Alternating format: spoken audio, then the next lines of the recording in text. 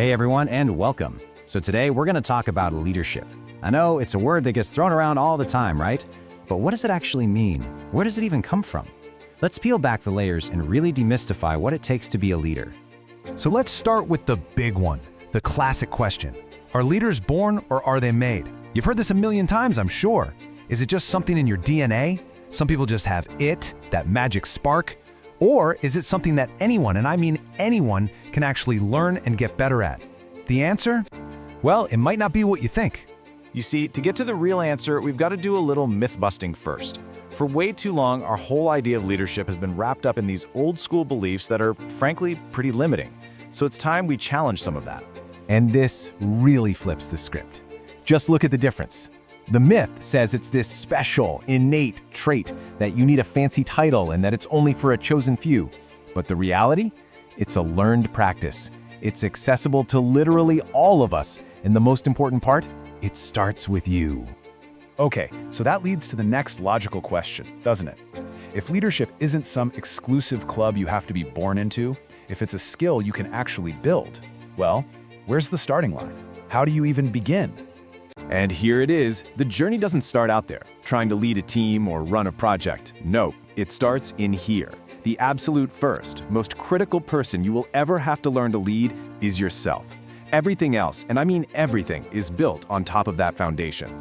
So how do you do that? How do you lead yourself? It really boils down to these three core pillars. First, you've got to develop self-awareness, like really honestly knowing yourself, your strengths, weaknesses, what makes you tick. Second, you build self-discipline. That's the engine, right? It turns what you know into what you do consistently.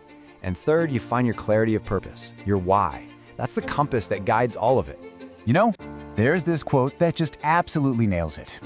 The most influential leaders are those who first learn to lead themselves. Real influence, the kind that lasts, it doesn't come from a corner office or a title on a business card.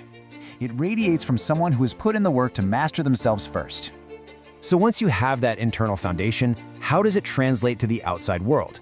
Well, you start treating leadership as a practice. It's something you actively do, day in and out. It's a verb, not a noun. It's not just who you are. And this practice is basically powered by a three-part cycle. First, you're always learning, staying curious, never thinking you know it all. Then, you're consistently practicing, putting what you learn into action. And maybe most importantly, you're always seeking feedback. That's how you know if what you're doing is actually working. Which brings us to this final, really crucial shift in thinking. Leadership is not a destination. It isn't some peak you climb and then plant a flag and say, okay, I'm done, I'm a leader now. It's a journey, a process of constant growth that never really ends. So maybe we can just toss out those old, dusty definitions. With everything we've talked about, what if we defined leadership like this? It's a lifelong process of growth through continuous learning, practice, and feedback. Simple as that. It's not a title, it's a commitment to a process. And that, right there, is the most powerful part of this whole idea. Leadership doesn't start when someone anoints you or gives you a promotion. It doesn't start when you have everything figured out. It starts in that single moment you make a choice. The choice to step forward, to take a little ownership, and to try and make something just a little bit better.